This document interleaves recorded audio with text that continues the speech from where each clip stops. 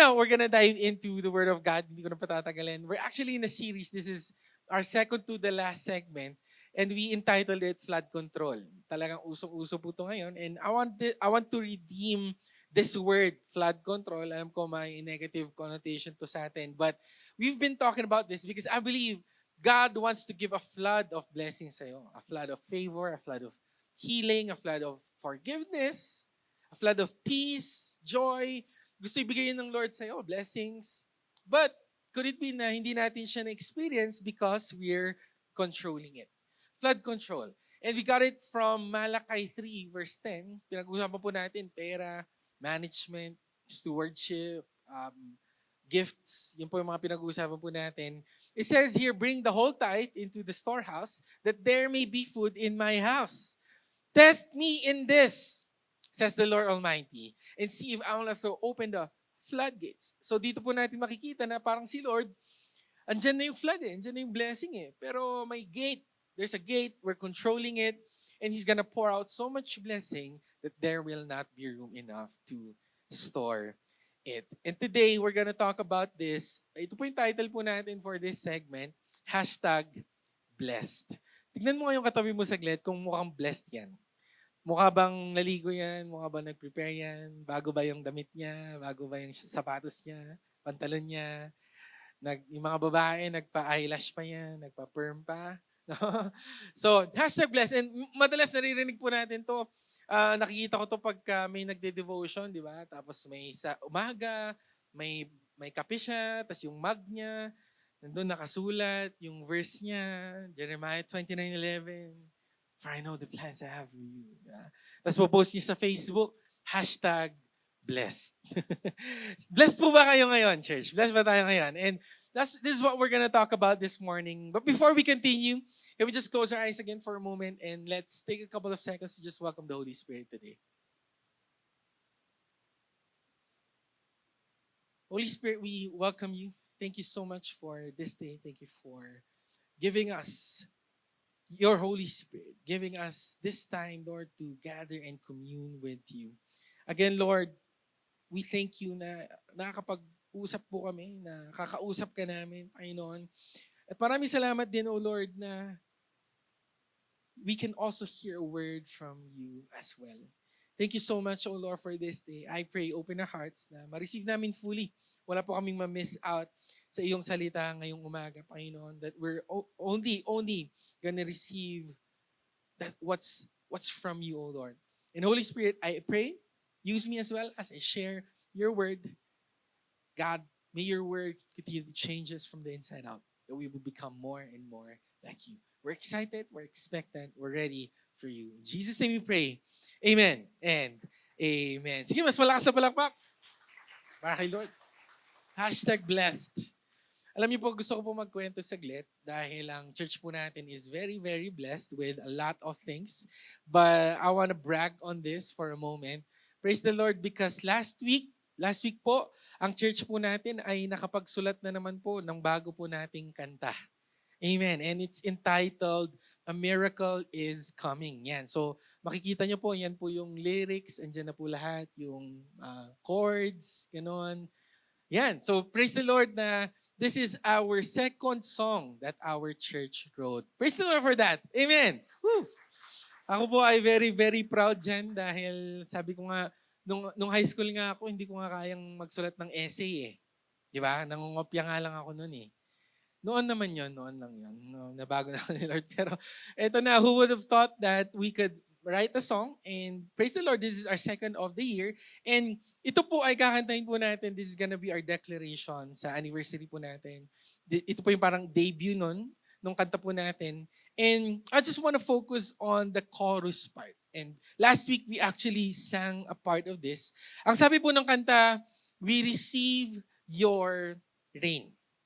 We receive your rain, we receive your rain. Yun po yung ibig sabihin ng chorus, yun po yung kinakanta natin. Yan, tinatanong po ng iba, bakit we receive your rain? Anong ibig sabihin yan? Sabi ng isa, ang dami nang ang bagyo na dumaan sa Pilipinas ngayon.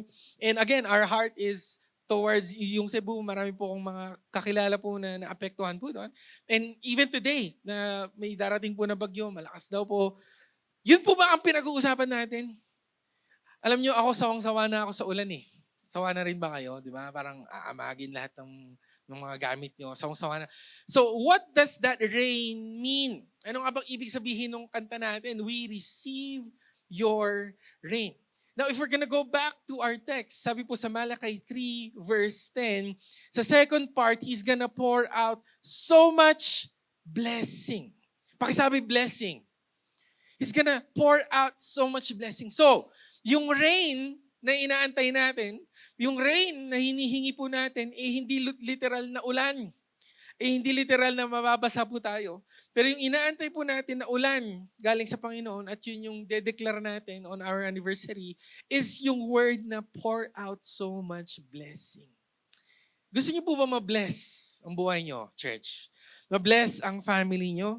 Ma-bless ang career niyo? Ma-bless ang studies niyo? Sabi ng isang estudyante, yung grade ko nanghihingalo na. Kailangan ng CPR. Kailangan ng miracle. Yung grade ko. And kapatid, yan po yung heart po natin. When we sing that song, we receive your rain. We're waiting for a blessing from God. And I believe, church, marami pong misconception yung word na blessing na yan eh. Our theme for this anniversary is called prosper. And siguro, yung iba, negative to kasi isipin, prosperity gospel. Ano ba yung prosperity gospel? Yung katuruan na pagka malaki binigay mo, malaki yung blessing mo. No? Yun yung katuruan. And ito pa, pagka naging faithful ka kay Lord, yayaman ka. Maraming mga ganong katuruan eh. No? And I believe, part of that is God is gonna really bless you. But yung blessing, it's holistic eh. Hindi lang po pera ang usapan po dito. Hindi lang po riches ang pag-uusapan po natin dito. Hindi lang po success ang ibig sabihin ng blessing. There's a lot of ways for God to bless you. Actually kapatid, ito nga i-test nga natin saglit. Amuin mo nga saglit yung hininga ng katabi mo. Hindi nga, promise. Amuin mo nga saglit. Meron yung pumunta sa doktor eh. Pumunta siya sa doktor. Dok, papacheck up po sana ako. Chinek siya ng doktor. Okay, inhale. Exhale. Sabi ng doktor, alam ko na yung problema mo. Mabaho hininga mo. Niresetahan ng toothpaste tsaka toothbrush. Pero kapatid, kung naamoy mo yung hininga ng katabi mo, that alone is already a blessing. Sabi nga po ng kanyang salita in Psalm 150, I think that's verse 6, let everything that has breath praise the Lord. Kaya kung may hininga ka, okay lang ba papurihan natin ang Panginoon ngayong umaga, church? Kasi, yung hininga mo, alam niyo po ba, November na po ngayon. Buti nandiyan ka pa. Hindi ka ba nagtataka, ba't nandyan pa yung katabi mo? Ang dami ng pinagdaanan yan eh. Ang dami ng pinagdaanan ng pamilya niyan. Ang dami ng pinagdaanan niyan sa finances. Pero hanggang ngayon, andito ka, nakatayo ka, and God deserves our praises. Blessing na yun, kapatid, na nandiyan ka. Blessing na rin na nandito ka sa church na to.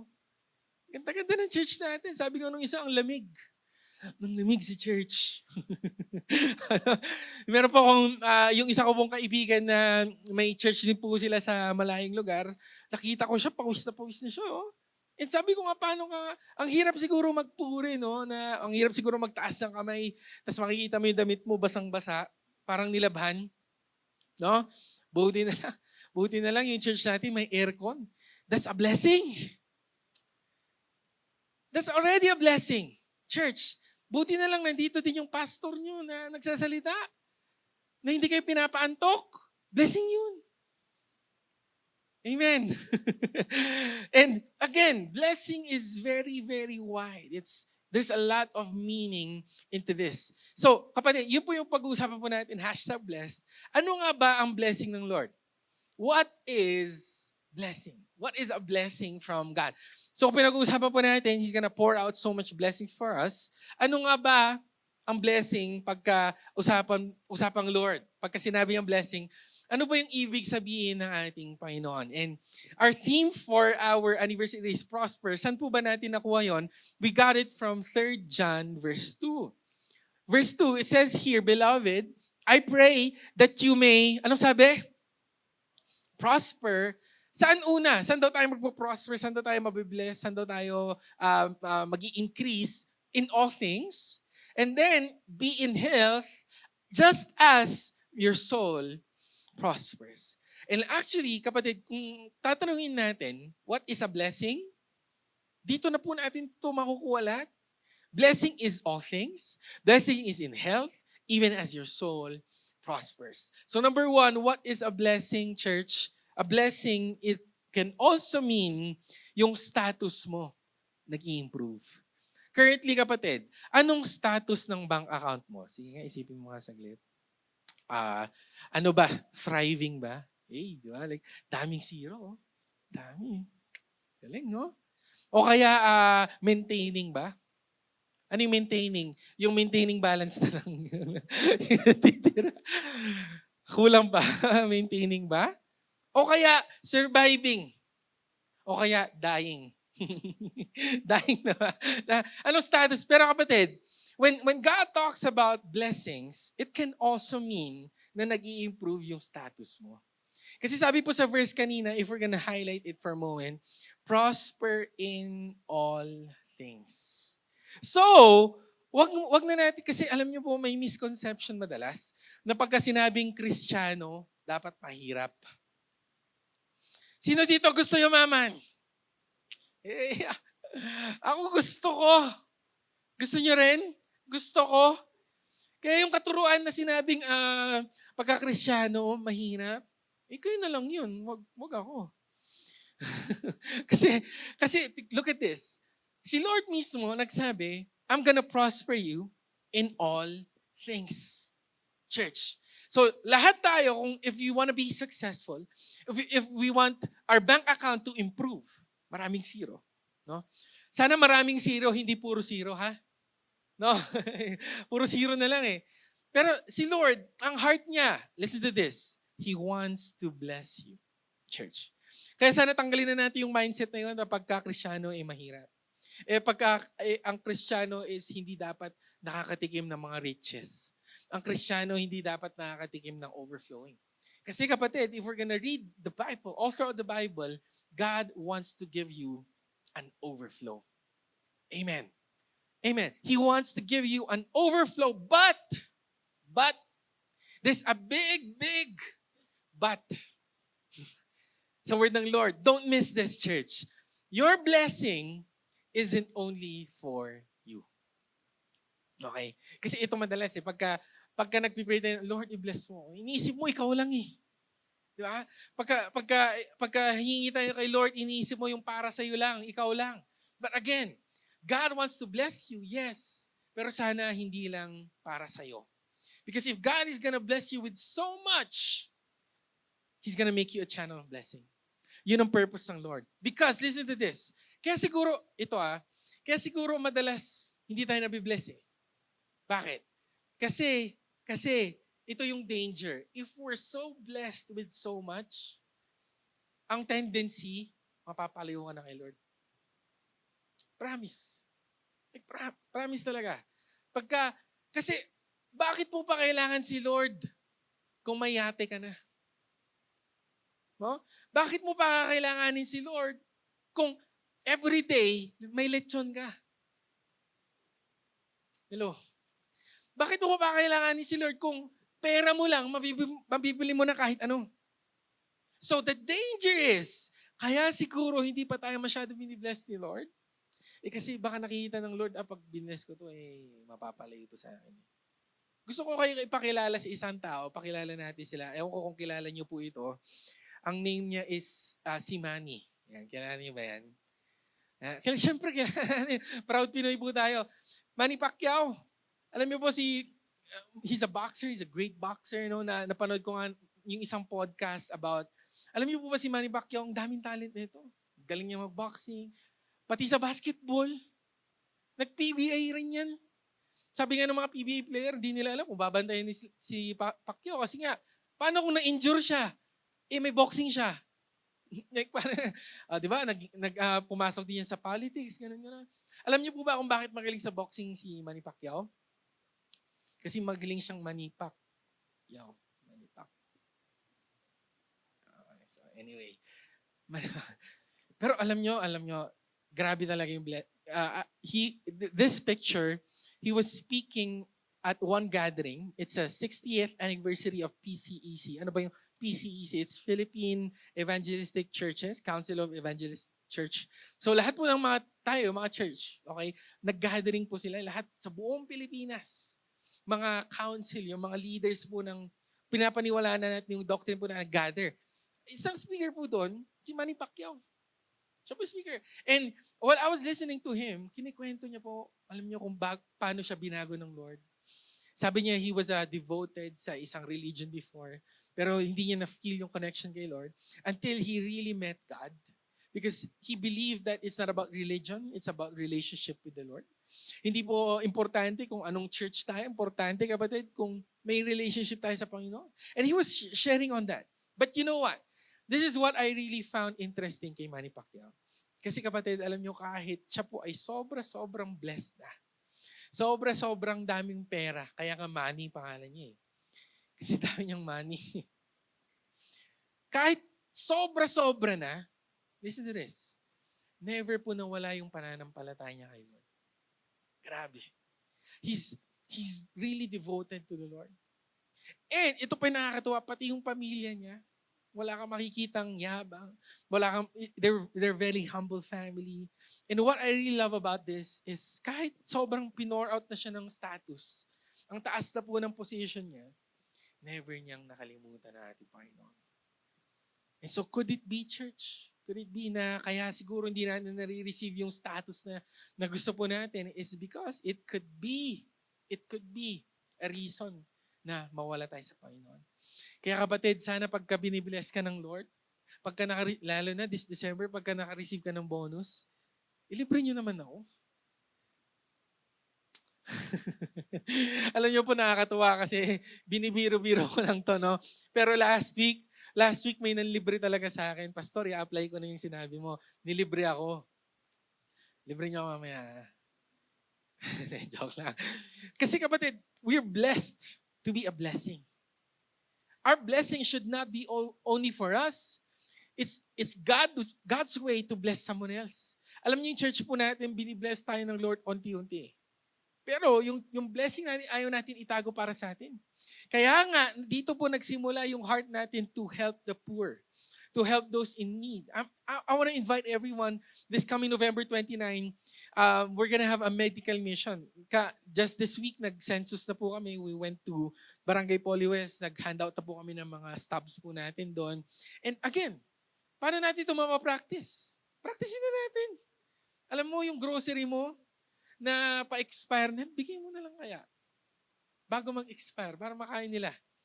Alam mo, mag-diet ka muna. Sabihin mo nga sa katabi mo, mag-diet ka nga muna, saglit. Sige na, sabihin mo kasi November na, January pa lang, sabi mo mag-gym ka eh. Yung mga extra natin, wag naman yung expired ha. Kasi we're a blessing eh. Okay, hindi burden. Pero kapatid, I'm inviting you, if you have extra, no, practice na natin. Binless ka ng Lord. Let's multiply what God has done for you. Amen po ba doon? Palakpakan natin si Lord Church. And buti na lang, yung church natin has a heart. Kasi binibless yung status natin. Kaya, gusto rin po natin itulong. Because we believe it's not about us. It's not about us. Alam niyo po, I want to share a story of King Solomon. Alam ko po, kilala po ito ng karamihan po sa atin. And he's the wisest king who ever lived during his time. Ang tatay niyo po si King David. Now, he had an encounter with the Lord through a dream bago po siya maging hari. At tinanong siya ng Lord, Solomon, anong gusto mo? Anong gusto mo? Kahit anong gusto mo, ibibigay ko. And we're gonna read it in 1 Kings chapter 3, verses 7 to 10. Ito po yung sagot ni Solomon during this encounter with the Lord. Now, Lord, my God, you have made your servant king instead of my father David. But I am a little child. Look at the humility. of King Solomon, pwedeng entitled na siya eh. Anak ako ng hari, dami ko ng riches, but I'm a little child, I do not know how to go out or come in. And your servant is in the midst of your people. Ako na yung susunod sa mga tao mo, Lord. Of whom you have chosen a great people, too numerous to be numbered or counted. Verse 9, we're gonna read it. Sabi mo dito, therefore, give to your servant an understanding heart to judge your people, that I may discern between good and evil. For who is able to judge this great people of yours? The speech pleased the Lord that Solomon had asked this thing. Now, ano pong point po ng pinag-uusapan natin? King Solomon, when he was asked for something, hindi po siya humingi ng kayamanan. Hindi po niya iniisip, ay wait lang, kailangan ko ng mansion na. Kailangan ko ng maraming chariots, kailangan ko ng maraming kabayo. Kailangan ko ng maraming jewelries and treasures and connections. Kapatid, wala po tayong makikita ganun eh. Alam niyo po ang inisip niya, paano ko kaya mamamanage yung mga tao mo, Lord? Paano ko sila maaalagaan, Lord? Ang iniisip niya, ibang tao. Pag hingi tayo ng blessing, iniisip mo ba, ibang tao din? Iniisip mo ba, Lord, paano kaya ako makakatulong dito? I'm blessed right now. Wait lang, Lord. Paano kaya ako magiging blessing din naman sa iba? Kaya sana, church, ito po ang purpose po natin. Because, again, God wants to bless your status. He wants to improve your position, your life. Pero sana, wag lang ikaw ang isipin mo. Pakisabi sa katabi mo, wag ka selfish. Selfish. Amen. Yung blessing mo, hindi lang para sa'yo, para rin sa katabi mo. Hey! Amen. Amen. Right? God wants to bless your status. And yun po ibig sabihin ng blessing. Second thing na pag-uusapan po natin, what does a blessing mean? It can also mean a good or a great story. A testimony. Okay? Kapatid, alam niyo po minsan, yung mga testimony natin, hindi mababayaran ng pera yan eh. There was a quote that I read, sabi niya, what would you give? What would you sacrifice for peace? Again, let me ask the question, what would you sacrifice for peace? Some people would give out, bibigay nila lahat na ng meron sila para lang magkaroon ng kapayapaan. Ikaw, punong-puno ka nga ng peace. And some people would look for this and there's no amount para makuha nila to. And so, a blessing could also mean a good or a great story. Balik tayo sa text po namin. 3 John verse 2, it says here, bless in all things and then be in health. Kung check mo yung katawan mo saglit, nag-weigh ka ba kanina ng kilos mo? Ako tinitingnan ko, sabi ko, wait lang, overweight na ulit ako. Yung kaibigan namin dito, nag-OMAD daw siya eh. Kaya dapat XL siya. Pero yung sinuot niyang t-shirt kanina, large. Si Brian yun. Palakpakan natin si Brian, di ba? May jawline na daw siya eh. Anyway, be in health. Ano ba ang ibig sabihin ng health? It could mean, yes, physical body, physical healing, no amount ang mabibili ng physical healing, miracle. Ito pa. No amount could pay for a healthy relationship. Most causes of divorce in the USA, pera. Pera. So, for me, kung pera pala solution, hindi. Could it be na ang blessing pala ng Lord sa'yo is health? Physical body, physical healing, relationships, hindi kayo magkaaway ng katabi mo, bati-bati kayo. Hindi kayo magkakaaway ng ka-church mo, no? You're healthy in relationships. Ito pa, a story could also mean a healthy relationship with God. Spiritual life. So again, health or story can mean a lot of things. Alam niyo po, last October, nagkaroon po tayo ng event sa Revival Night po natin. We called it Revival Testimonies. And one testimony there is, I'm proud to say this, at gusto ko po i-share po ito. One of the testimonies that was shared is yung testimony po ng isang volunteer po natin, si Kuya Donnie. Yan, si Brother Donnie. Sobrang tuwang-tuwa po ako sa buhay po niya. He's helping right now sa outreach. But you know what? He told a very, very powerful message nung nag-testify po siya. Sabi niya, alam niyo, nung buhay ko noon, nung wala ako kay Lord, I was addicted to a lot of things, to drugs, to sugal. At sabi niya, sa sobrang addicted niya daw sa mga bagay na to, he would leave his house. Aalis siya, tatakas siya, gano'n. To the point na, he missed yung first step ng anak niya. Nakakalungkot. Anak niya si Taya dito, naglalaro-laro. He missed the first step of his child. Na-miss niya yun. Kapatid, ito nga ito nga yung sinasabi ko po. One day, out of nowhere, they went here to Baguio City. Dito niya po na-encounter ang ating Panginoon through the Holy Spirit teaching. And alam niyo po, through the Holy Spirit, the power of the Holy Spirit, something happened. A miracle happened in an instant na bago pong buhay niya. And right now, the relationship is good. Ngayon, nandito po siya sa church. He's serving. Siya po siya sa likod. Siya po yung malakas yung boses dyan pag nag-worship. Palapahan natin si Lord Church. Ngayon, part po siya ng outreach team. And sa Poly West Mission, siya po yung magiging team leader po natin. We're gonna follow his lead on that day. Pero ano po sinasabi ko? Yung changed life na to, yung forgiveness, it's also a blessing. Kaya yung pinagpipray mo kapatid, yung magulang mo siguro, madala mo dito sa church, tuloy-tuloy mo lang. Tuloy-tuloy mo lang. Kasi one day, God is gonna pour out so much blessings. Reconciliation is gonna happen. Forgiveness is gonna happen. Healthy relationships gonna happen. A miracle is coming for you. Amen po ba daw? Minsan papalapahan natin si Lord Church. A story, a testimony, that's a blessing from God. Ano pa? Physical healing. Did you know, ewan ko kung naisip nyo na po ito kapatid, do you know what the deadliest animal is? Isipin nyo nga saglit. Ano ba yung pinaka-deadliest, ano ba? Like shark? Like, whoa, di ba? Like, crocodile ba? You know, or tiger. Di ba? O kaya snake. Ano kaya? Sabi nung isa, pork. Pork po. Bakit? Dami na high blood eh. Ano ba? What is the deadliest animal? Alam niyo po ba ang deadliest animal? It's the smallest animal that we could think of. It's a mosquito. Just, I read a research or an interesting fact. When they were building the Panama Canal, kasi di ba doon dadaan yung mga ship, no? Yung Panama Canal dadaan yung mga ship po doon. Nung ginagawa po nila yun, alam niyo, I think it was took over by a British country. And then, so sobrang dami nang namatay doon dahil sa langaw, ay sa lamok. Tinake over ng US. Tapos tinake over nila, ang dami pa rin namatay. Okay? There were about 12,000 people that died dahil sa mosquito.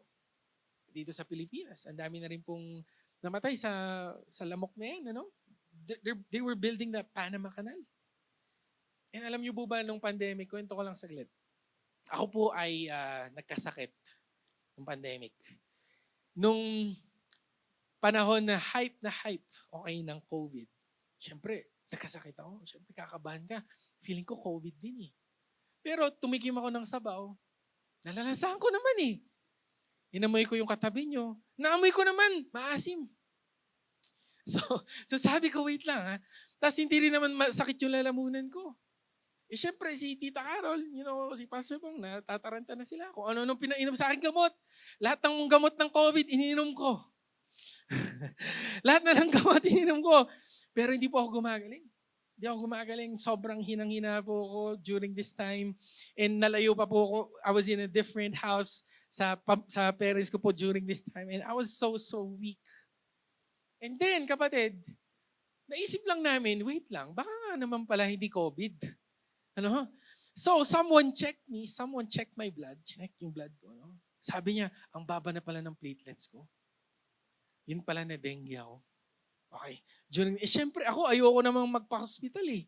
Siyempre pag hospital ka, baka naman mas lalo ko pa magkasakit eh, di ba? Alam niyo, ayaw ko pupunta sa mga doktor. Takot na takot ako eh. Kasi pag pupunta ka sa doktor, nagkakasakit ka bigla eh.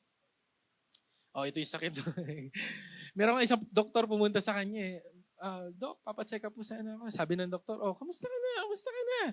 Okay lang po, do. Okay lang. Okay ka na pala, uwi ka na eh. Okay, hindi gets ng iba. Pero alam niyo po, nung time na yan, like, I was so weak. So weak. Little did I know na yung platelets ko bumaba ng bumaba and hindi ko siya tinitreat. Pero alam niyo po ba, sabi nung nag-check sa akin, dapat patay ka na eh. Because it lasted for weeks na wala akong gamot sa dengue. Pero alam niyo po, God healed my body. Walang gamot, wala po akong tinake, di po ako nagpa-hospital. Hanggang ngayon, buhay naman. Eh. And what am I trying to say? That's physical healing. That's a blessing from God. That's a good story, church. And yun nga, kapatid, be in health. Blessing ng Lord po yun. Ano pa, kapatid? Relationships. Forgiveness. Testimony. That's a blessing from God. And my last point, church, ano pa ba ang blessing ng ating Panginoon? It could also mean a healthy soul. A healthy soul. Ano pa ba ibig sabihin nito? Sabi po sa 3 John 2, kung babalik po tayo sa main text po natin, just as your soul prospers. We talked about this last week. What gain or what profit a man that he gains the whole world but loses his soul? Yes, healthy ka. Yes, nakuha mo lahat. Pero paano naman yung soul mo? Ngayon kapatid, ano ba ang soul? Nag-isipan po natin, pinag-uusapan po natin ito, but maybe hindi natin alam ibig sabihin nito. What is a soul, right? Madalas natin itong sinasabi, soulmate. Right? Porque nag-couple shirt lang kayo, soulmate agad? Nag-like lang sa post mo, soulmate agad?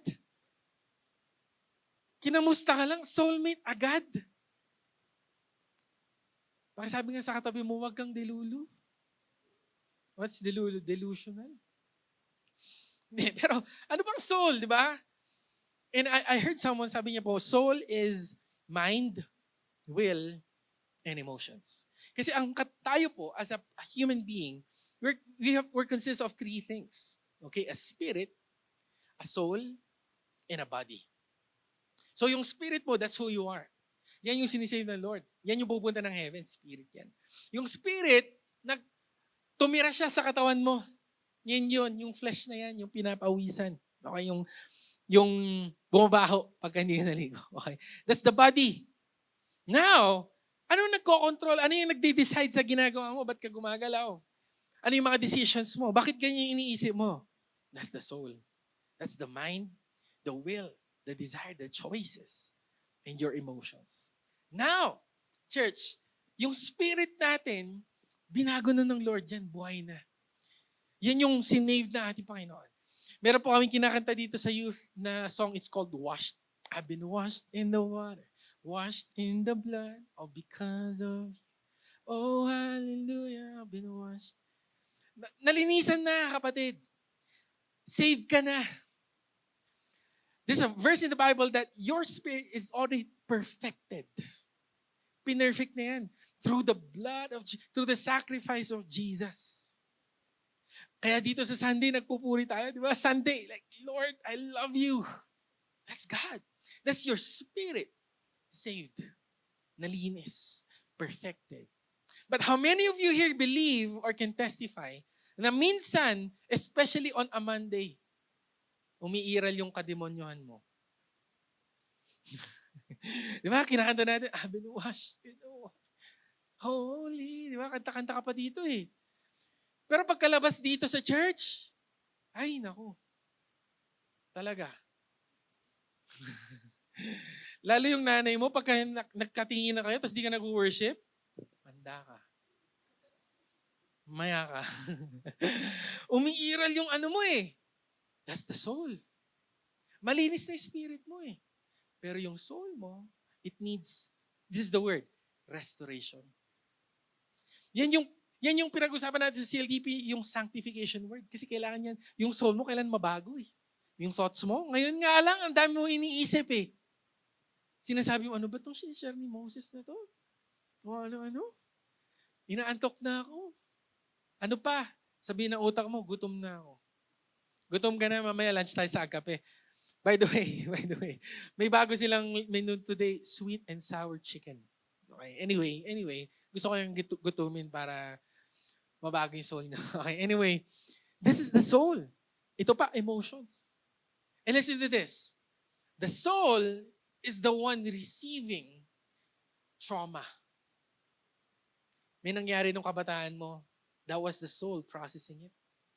Kaya tayo nagkakaroon ng mga trauma responses.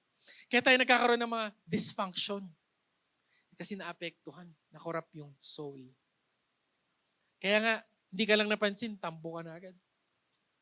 Hindi nilike ni pastor yung post ko. joke lang. I love you with the love of the Lord.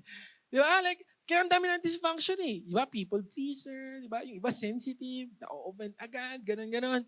Kasi nakorap yung soul. Now, church, a blessing from God could also mean a restoration of your soul. Nababago yung mind mo. Nababago yung how you deal your emotions. Nagmamature ka. You know, there's a promise from God in Psalm 23 verse 3. Basahin po natin ito saglit. One of my favorite verses, chapter, Psalm 23. Sabi po dito, He restores my soul.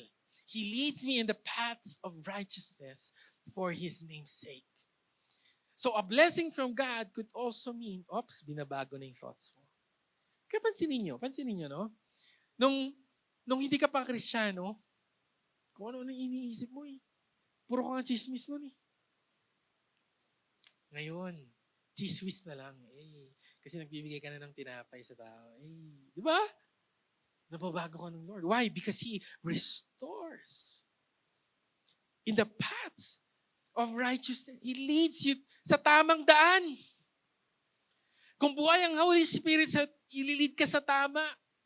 Kaya kapatid, ito lang kung hindi ka pa nagbabago, huwag ka mag-alala. Nag-work na si Lord sa'yo. Amen. Kung may addiction ka, huwag kang mag-alala, tuloy-tuloy ka lang. One day, nag-work na si Lord sa'yo ngayon pa lang eh. Because He's gonna lead you to the path of righteousness. Huwag kang mag-alala, tuloy-tuloy ka lang sa Panginoon. Tatama niya rin yan. Alam niyo po, pagka nagda-drive po kami, okay, sa isang hindi magandang lugar or hindi namin alam na lugar, ano pong ginagamit po namin? Google Maps. Na-try niyo na? Diba? Minsan yung Waze, di ba? Minsan magsasalita pa yan.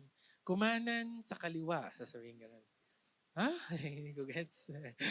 Kaya malilito ka eh. Liligaw ka na. Di ba? Pero ito lang when you're using Google Maps, halimbawa nagkamali ka ng liko, alam niyo pong gagawin yan? Sasabihin niya, okay, rerouting. Di ba? Like, hahanap yan ng bagong daan. And na-try po namin to, paikot-ikot kami. Ikot-ikot. Hanggang sa nag-reroute. Hanggang sa nakarating kami. Gulat kami, nandun na kami. Now, isn't that a perfect illustration of how our life works? Our Christian life works? Minsan, namamali ka ng ligo. Minsan, dito ka, dapat. Pero dito ka pumunta. Minsan, maling trabaho yung napasukan mo. Pero kung nagtuloy-tuloy ka kay Lord, itatama ka niya. Because He's gonna lead you in the paths of righteousness. And church, blessing from God yun. Yung unti-unti kang nababago. God is gonna pour out so much blessings. Sabi nga po sa Romans 12 verse 2, be transformed by the renewing of your mind. That you may know the will of God. His good, perfect, and pleasing will. So, paano mo malalaman kung binibless ka na ng Lord? Kung unti-unti ka nang binabago. Kaya okay lang ba pakisabi sa tabi mo, magbago ka na? Ay, nako.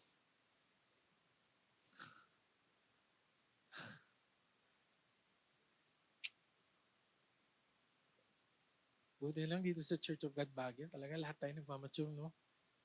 Amen? Like, may sense of growth. We're pushing each other. Iron sharpens iron. In church, if your soul prospers, you're healthy, you're matured, you're being healed from all your pain and your traumas, blessing ng Lord yun. And there's no amount to pay that price.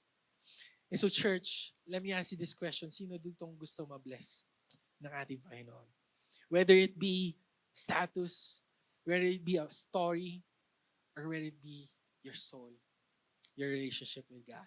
And I want to end with this. I want to show you a picture of our week-long celebration this coming November. Again, paulit-ulit itong ina-announce kasi para mas tiksamain po natin.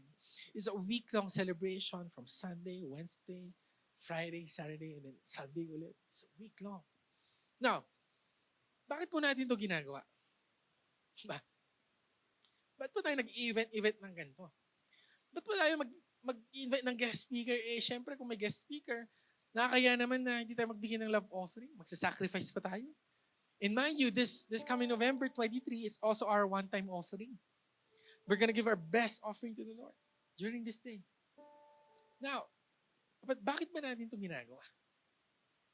Bakit? Right? Tinanong ko kayo kanina. Sino dito gusto ma-bless? Sabi ng isa, ako lang. Ako. OA. Diba gustong gusto mo eh. Now, I want to go back to the text in Malachi 3:10. For every blessing of God, there's a principle. And we also talked about this last week. What you sow is what you reap. Now, church, you want to be blessed, like mag-improve yung status, or maybe you came here today and anak ka siguro and you have a parent. Alam niyo, sa prayer request, dami ko po nakikita gano'n. Sana madala ko yung tatay ko sa church. Sana madala ko yung nanay ko sa church. Sana madala ko yung asawa ko sa church. Maybe you want a great story. A good testimony from God. Or maybe, feeling mo kapatid na wala ka na kay Lord.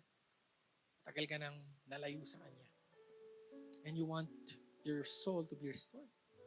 Or maybe you're going through an addiction today na parang di ka makaalis. Yung thoughts mo, parang it's enchained to that. And you can't get out. Now God has promised us a blessing. A blessing. Pero sabi ng Lord, hey, test me. Test me. Could it be na hindi si Lord yung inaantay natin gumalaw? Could it be na si Lord yung nag-aantay na ikaw yung gumalaw? And that's why, go back to the week-long celebration. On a Sunday, we're gonna declare this. Lord, prosper us. We're gonna give our best. Sa revival night, we're gonna worship God with the best praise. An excellent praise. Bibigyan natin lahat sa Panginoon. On a Friday, we're gonna go all out and party for Jesus and have fun and fellowship. There's joy in the house of God. Mission, ano pong gagawin natin? Tutulong pa sa poor. So, are you seeing this? There's a trend going on here. Ano po yung trend? We're taking the first step. We're testing God. Kasi sabi niya, test me in this. And the promise of the Lord, see if I will not throw open the windows of heaven. And so church, I'm challenging you, hey, take the first step. Whether it be giving, whether it be a worship, whether it be a step of faith sa relationship mo, Lord, or whether it be your healing, whatever it is, let's test God and get ready to experience an open heaven. Amen po ba doon? Palakpakan po natin sa Lord.